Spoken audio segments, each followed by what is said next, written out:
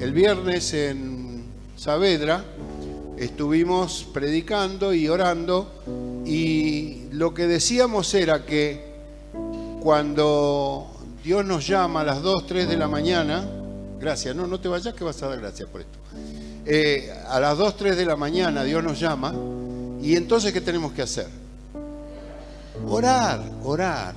Y bueno, eso lo comentamos en la reunión, y allá Karina nos decía que ella se despertaba de madrugada y oraba por uno, por otro. Y Jessica, que vive a media cuadra,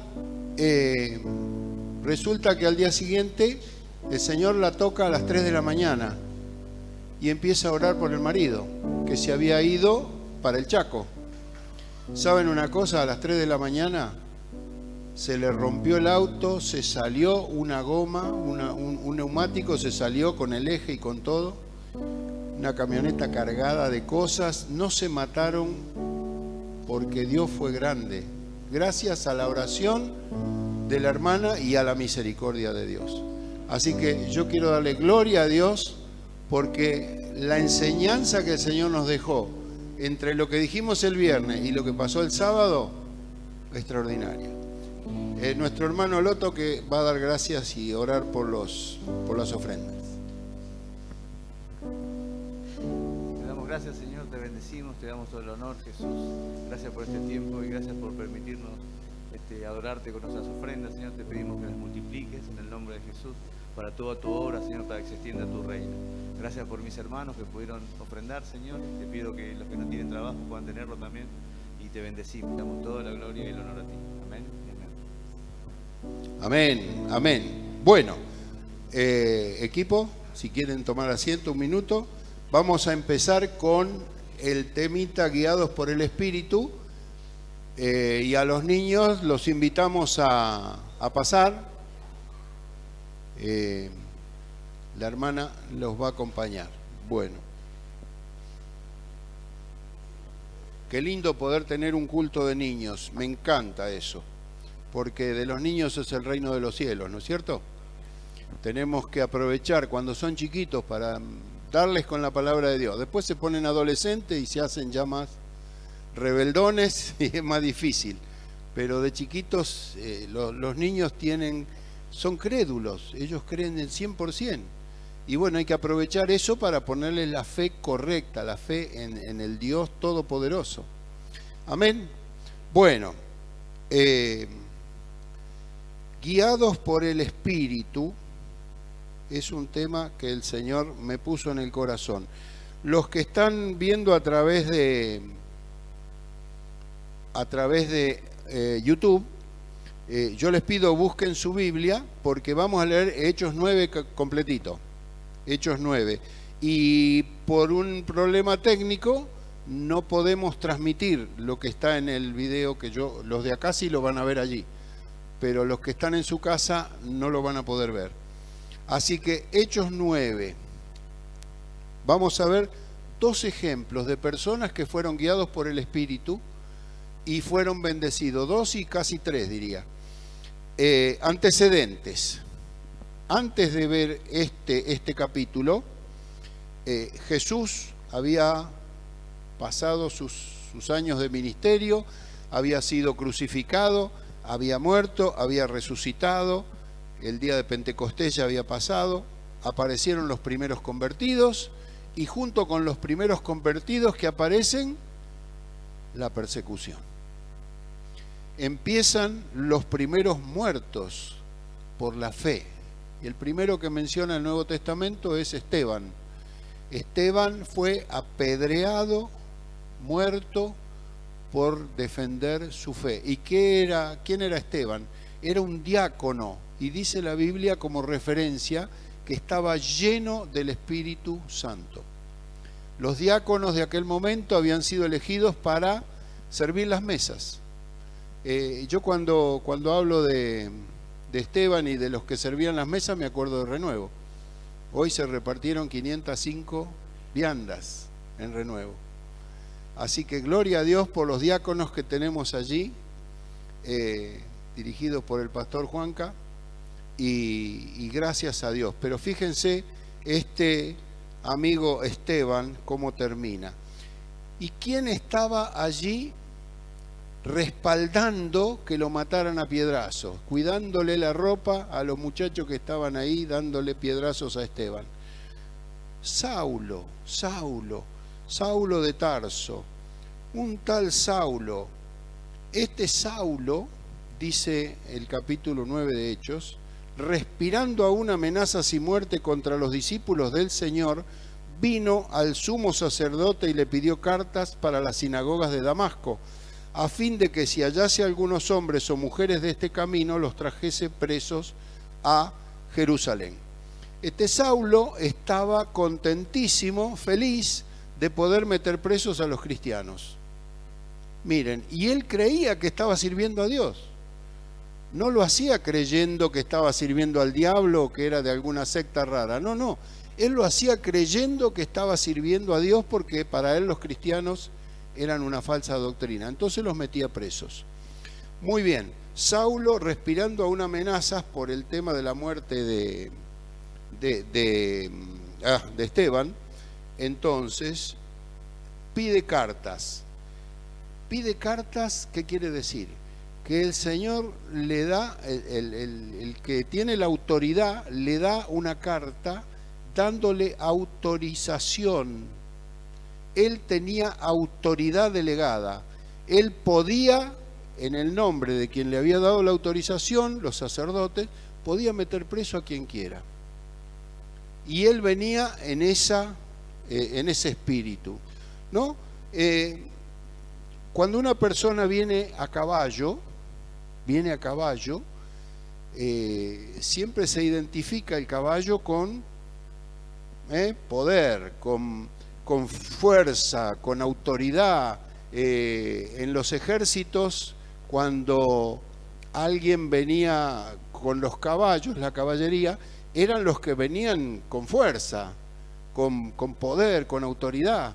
Y este hombre venía a caballo. Muy bien. Mas yendo por el camino, aconteció que al llegar cerca de Damasco, repentinamente le rodea un resplandor del cielo, y cayendo en tierra, oyó una voz que le decía: Saulo, Saulo, ¿por qué me persigues? O sea que este hombre, miren qué pena que los de internet no lo pueden ver, ¿no? Este hombre cae del caballo, se cae del caballo. Ahí están con los soldados romanos, sacerdotes, yo no sé quiénes estarían ahí, la Biblia no lo menciona, pero seguramente venía con un séquito de gente para poder meter preso a los cristianos. Y se cae al suelo, y una luz del cielo, y este hombre recibe una palabra, y esa palabra le dice: ¿quién eres, Señor? ¿Quién eres? Claro, al caerse el hombre de autoridad, lo bajaron del caballo, le pegaron un cachetazo y lo bajaron. Entonces, Señor, ¿quién sos? ¿Qué pasa acá? Y la voz dice: yo soy Jesús, a quien tú persigues. Dura cosa te es dar coces contra el aguijón. ¿Qué es dar una cos? Una cos es una patada. Un caballo, como lo ven ustedes ahí, está tirando una patada. A mí una vez un caballo me pisó un pie. No saben lo que es un pisotón de un caballo. Me reventó la uña del dedo gordo. Ahora, si uno pasa por detrás del caballo y el caballo tira una patada como el de la imagen que estamos viendo acá, no te quiero contar lo que pasa. Te puede matar tranquilamente porque tiene una fuerza terrible el caballo. Ahora, ¿qué pasaba en esa época? Pasaba, ahora lo vamos a ver. Había lo que se llamaba el aguijón. Dura cosa te es dar coces contra el aguijón. Los bueyes caminaban para arar. Por ejemplo, en esta imagen está un arado, dos bueyes unidos por el yugo. El yugo era la madera que unía la cabeza de los dos animales, y a través de eso ellos tiraban para adelante. Pero si uno tiraba más que el otro, el surco salía todo torcido. Entonces había que, de alguna manera, enderezarlo al animal para que fueran los dos derechitos por el mismo lado. ¿Cómo se hacía? Con el aguijón. Era como una picana, como un pinche. Y si pateaba para atrás el animal porque le dolía, cuanto más pateaba, más se pinchaba. Entonces el Señor Jesús usa esta figura que era conocida de ellos, para decirle, mira, si vos seguís pateando para atrás, te vas a lastimar, te va a salir mal la cosa. Dura cosa te dar coces contra el aguijón. Temblando y temeroso, Saulo le dice, ¿qué querés que haga? ¿Qué querés que haga? ¿Se imaginan la desorientación de Saulo? Que él venía creyendo que estaba haciendo bien y de repente lo tiran al suelo, le dicen, estás pateando en contra, estás mal, Señor, ¿qué hago? Y el Señor le da poca bolilla, le dice, levántate, entra en la ciudad y se te va a decir lo que vas a hacer. O sea, el Señor tenía un propósito claro y ese propósito se va a cumplir en la vida de Saulo. Y Saulo en ese momento no recibe mucha información, simplemente el Señor le dice, levántate, andate a la ciudad y ya te vas a enterar.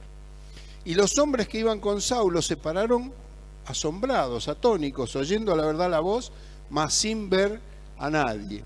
Entonces Saulo se levantó de tierra y abriendo los ojos no veía a nadie, se quedó ciego.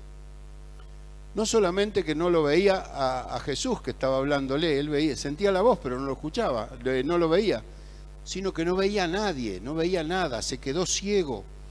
Entonces Saulo se levantó de tierra y abriendo los ojos no veía a nadie, así que llevándole de la mano lo metieron en Damasco. Para llevarlo de la mano,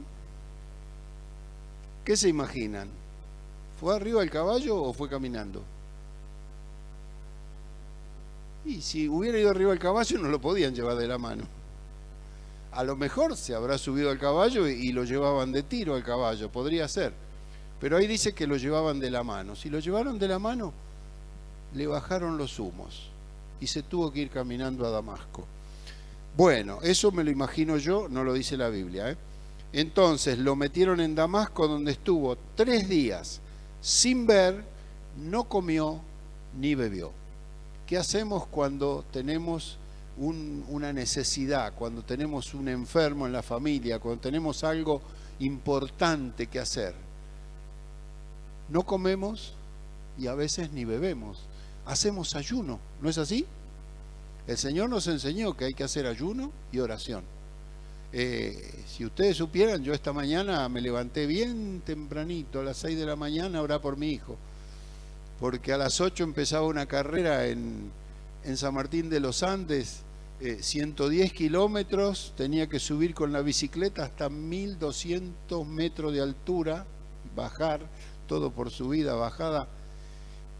Me decía que con la bicicleta superan los 100 kilómetros por hora en las bajadas. ¿Se imaginan? Un auto a 100 kilómetros ya va ligerito, ¿no? Pero en una bicicleta. Así que el papá estaba así, achuchado, ¿no? Así que oré y me olvidé de desayunar.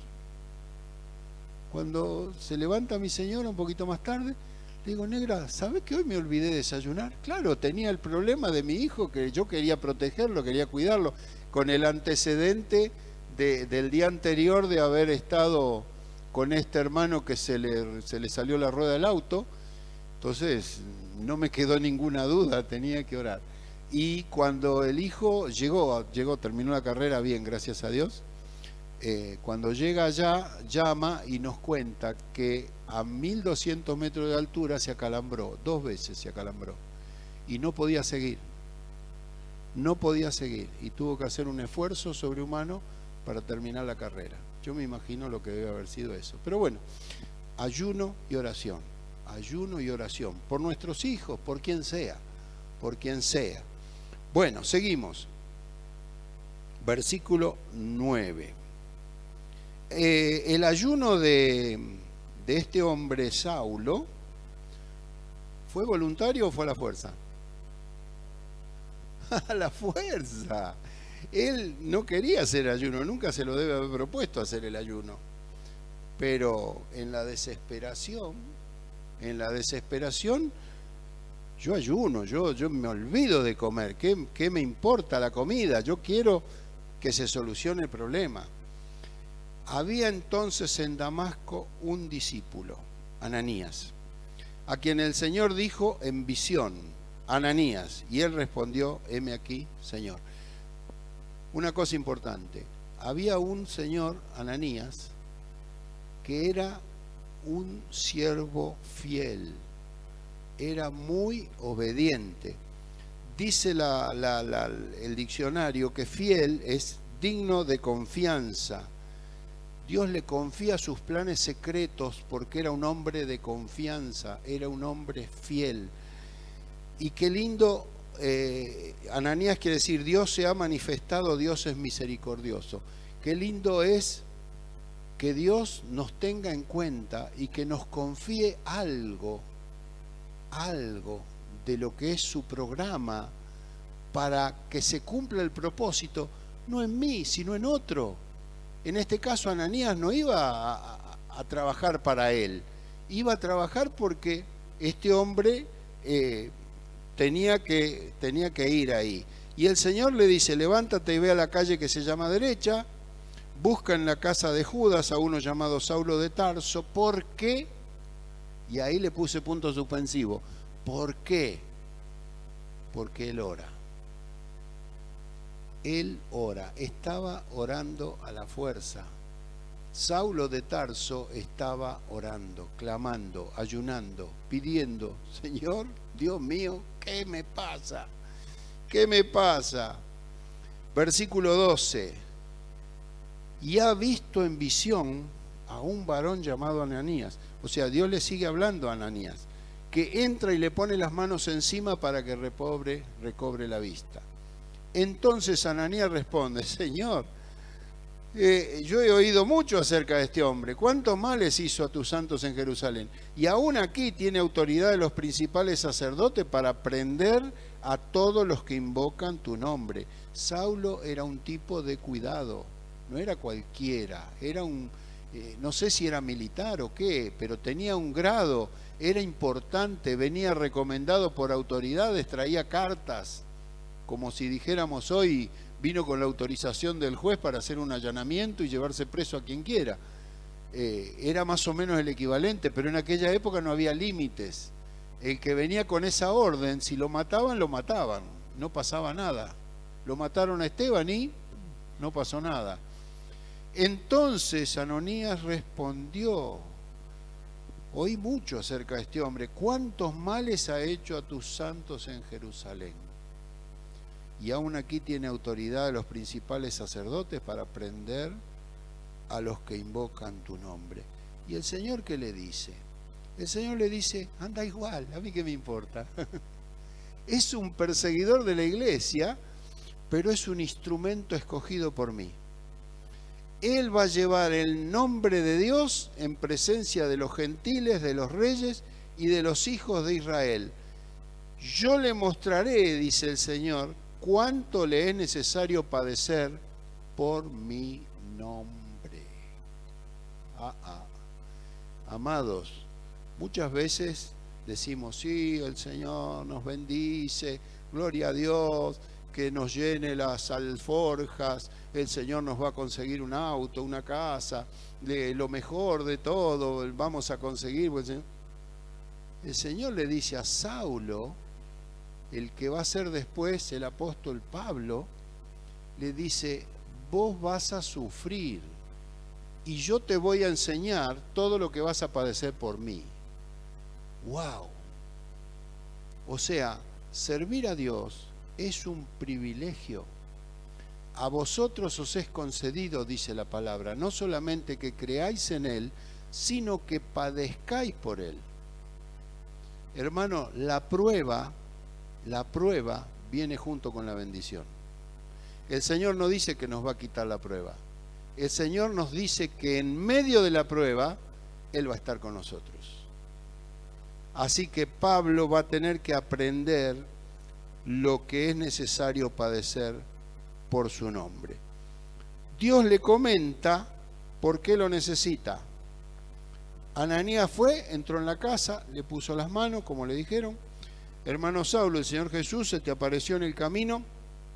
¿Por dónde venías? Me ha enviado para que recibas la vista y seas lleno del Espíritu Santo. Estamos en el verso 17. Al obedecer Ananías, el propósito de Dios se empieza a cumplir. Cuando hay una persona, primera persona obediente, Saulo, a la fuerza, tuvo que obedecer. Cumplió lo que el Señor le dijo, se fue, oró, ayunó, estuvo allí. Segundo, Ananías rezongó, pataleó, no me gusta, mirá Señor, este no se merece que lo salven, vos anda igual. Y fue. Y el propósito de Dios empezó a cumplirse. Y al momento le cayeron de los ojos como escamas y recibió al instante la vista. O sea, el propósito primero de Dios era que este hombre recuperara la vista, que para que sea útil en la causa. Ahora, fíjense, si estudiamos todo el Nuevo Testamento, en varias partes, el apóstol Pablo habla de un aguijón en la carne que él tenía. Y en otra parte dice, yo sé que ustedes si pudieran se sacarían sus ojos para dármelos. De donde deducen los estudiosos que tenía un problema en la vista. O sea, quedó ciego por el resplandor. Recupera la vista, pero le queda una falla en los ojos. Y Pablo dice, 3 veces le pedí al Señor que me quite el aguijón en la carne, y el Señor me dijo, bástate mi gracia. Él podía orar por los enfermos, podía, como hacían los apóstoles de esa época, caminando la sombra de Pedro, la sombra de los apóstoles, sanaba a los enfermos. Pero Pablo no se podía sanar a sí mismo. ¿Por qué? Porque él era un tipo orgulloso. Él había venido subido al caballo y Dios lo tuvo que humillar para poder usarlo. Y yo muchas veces me pregunto, y no lo pregunto por ustedes, sino que me pregunto por mí. Digo, Señor, que no tengas nunca que humillarme de esa manera por mi orgullo, por mi vanidad, porque yo me la crea. Señor, cuando alguien viene y me dice, oh, pastor, lo felicito, qué lindo mensaje, yo me agarra como escalofrío, digo, el diablo me lo dijo primero ya. Por favor, no me alaben, me hace mal, porque pienso en Saulo, y el Señor lo bajó del caballo. Al momento le cayeron de los ojos como escamas, recibió al instante la vista y levantándose, ¿qué pasó? Fue bautizado. No hizo curso de integración. No fue a verlo a José. No fue a Saavedra tampoco a hacer curso de integración. No hizo en Renuevo tampoco el curso de integración. Lo bautizaron ahí, al toque. Se recuperó la vista, ¡pum!, al agua, adentro. Lo bautizaron. Al obedecer a Ananías, el propósito de Dios se cumple. ¿Por qué? Porque ya eran 2 los que habían cumplido el propósito de Dios. Y fíjense, ¿qué pasa a continuación? Porque la historia sigue. Y bueno, como es muy larga, no la escribí toda ahí, pero la tengo acá. Dice, Saulo proclama a Jesús en las sinagogas. Habiendo tomado alimento, recobró fuerzas y estuvo Saulo por algunos días con los discípulos en Damasco. Saulo predica en Damasco. Enseguida predicaba a Cristo en la sinagoga, diciendo que este era el Hijo de Dios. Y todos los que oían estaban atónicos y decían, ¿no es este el que asolaba en Jerusalén a los que invocaban este nombre y a eso vino acá para llevarnos presos a todos? Pero Saulo se esforzaba y confundía a los judíos que moraban en Damasco, demostrando que Jesús era el Cristo. ¿Cuál fue la diferencia? ¿Cuál fue la diferencia? Fíjense, Saulo, guiado por el Espíritu Santo, se tiene que bajar del caballo e ir a Damasco. Ananías, guiado por el Espíritu Santo, deja la comodidad de su casa y se va a atender a un señor que no se merecía que lo atendieran. Y aparece ahora un tercero que también, guiado por el Espíritu Santo, cumple el propósito de Dios.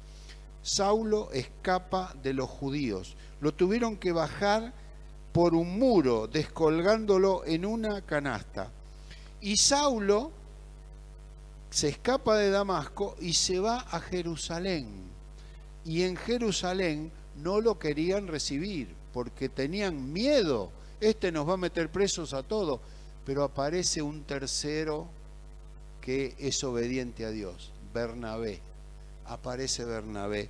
Y Bernabé, tomándole, lo trajo a los apóstoles y les contó cómo Saulo había visto en el camino del Señor, el cual le había hablado, y cómo en Damasco había hablado valerosamente en el nombre de Jesús. Y dice que hablaba denodadamente, denodadamente. Yo creo que para terminar, por la guía del Espíritu Santo, decíamos, el temible Saulo se convierte en el humilde siervo del Señor, el apóstol Pablo. Y yo me pregunto, y te pregunto, ¿cómo está tu actitud frente al Señor, frente al servicio, frente al propósito que Dios tiene para tu vida y para la mía? ¿Cómo estamos reaccionando? ¿Estamos cumpliendo el propósito de Dios?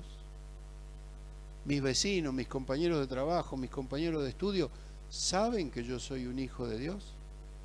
¿O nos da vergüenza contarlo?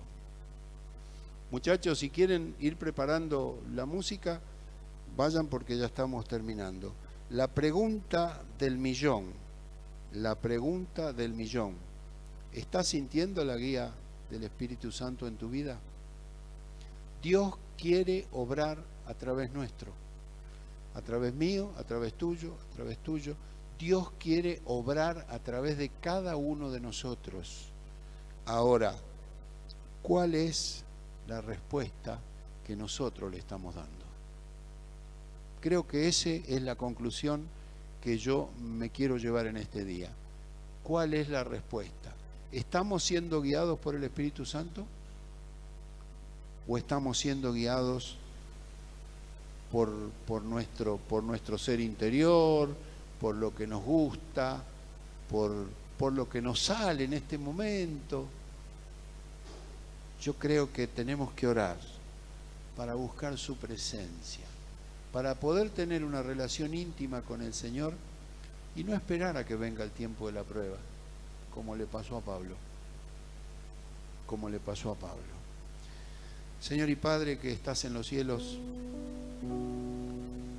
clamamos, Señor, clamamos a ti, Señor. Papito querido, vos sos un Dios bueno, vos sos un Dios santo. Y Señor, buscamos tu presencia, Señor. Buscamos tu presencia. Queremos que te manifiestes a cada uno de nosotros. Que tu gloria sea manifestada, Señor. Y que podamos cumplir obedientemente el propósito que vos tenés para la vida de cada uno de nosotros. Guíanos, Señor. Guíanos por tu Espíritu Santo. Que podamos decir con el apóstol Pablo, el Señor es mi guía. En Cristo, para mí el vivir es Cristo y el morir es ganancia. Señor, que podamos decirlo con alegría, con gozo en el corazón, sabiendo que vos nos vas a dejar todavía un tiempo más aquí para que cumplamos, para que se termine de cumplir el propósito que vos tenés para nuestras vidas.